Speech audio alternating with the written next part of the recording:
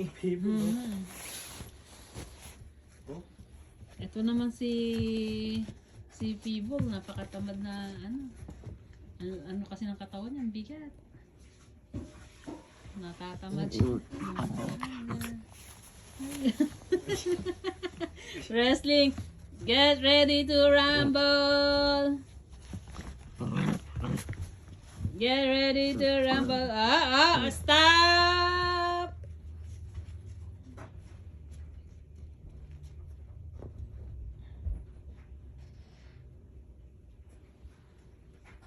What's up, neighbors?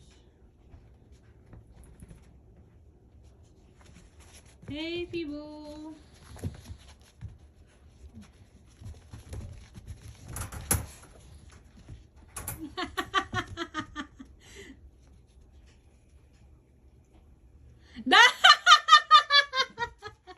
Talaga tulungan yung daddy mo para alam niyo yung pwedeng gawin bukas. Mamaya, ayusin na lang muna natin dito para tapos bukas gawin tayo.